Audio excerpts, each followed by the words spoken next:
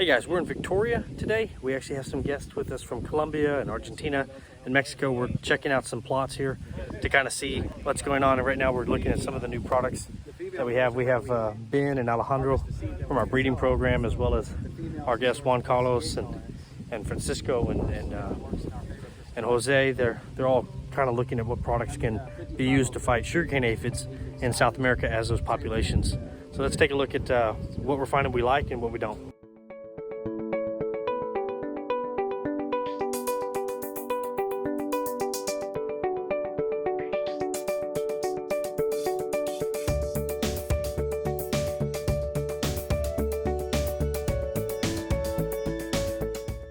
This is 015. This is about 62 days to mid-bloom. Maybe not even that. 60. According to my data, it's like 60.5 on average. After sowing. After sowing. So it would go to about 60 days. So this would put it in line with our early hybrids in the market. 95-207, 629.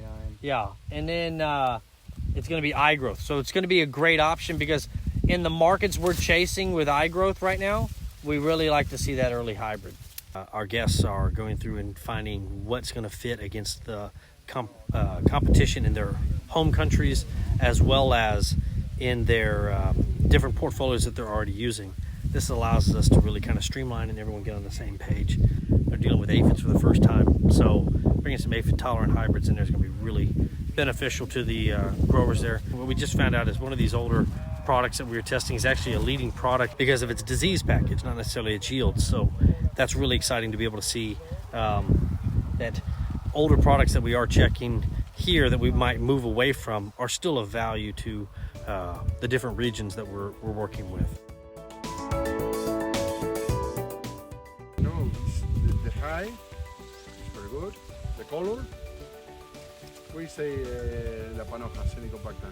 We say the head. SCA tolerant.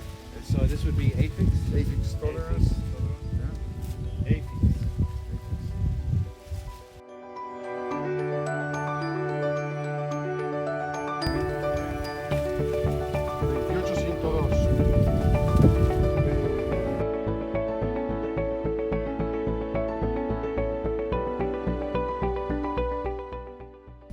All right, guys, we're finished in Victoria. We're headed down the road to Corpus.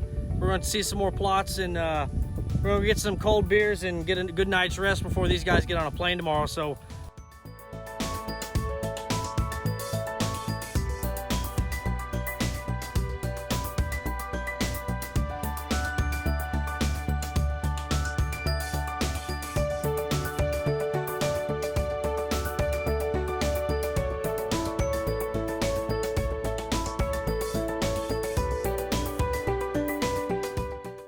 all right, guys, we're outside Corpus Christi with the team. Our last day before we get on the plane. And they're out with Dr. Ben looking at our breeding location where a lot of the parent lines and early stages of breeding take place to develop future parents for our hybrids to go around the world. So we're going to join them, show you what we can. We are seeing some rain moving in. They got to get on a plane, so we don't want them to get too wet. So we're going to speed up a little bit. We're walking down some rows where Ben makes a lot of the selections. And he's just explaining the whole process of which, he walks through, selects plants that are showing some promise, so he can do some selfing and some overall parent genetic work.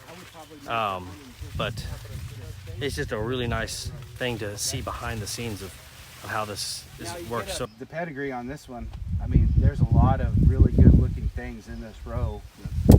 And same thing here. This one's segregating because it's The color. red by white. You can use it for white color market. I like getting to see the foundations of a breeding program that is going to feed the pipelines all across the world. It's a really fun thing. Everyone gets excited to learn the process. It's an extremely complicated process that goes into creating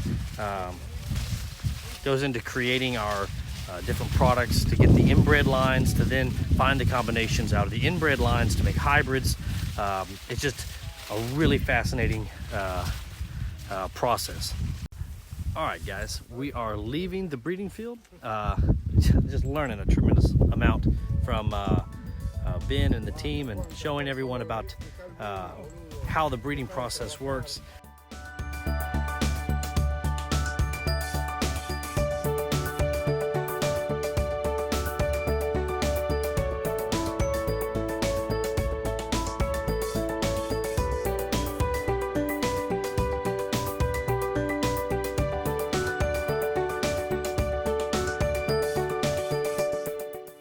We even have some of our best commercial products nearby that are used in Colombia and Ecuador, Bolivia, Argentina, and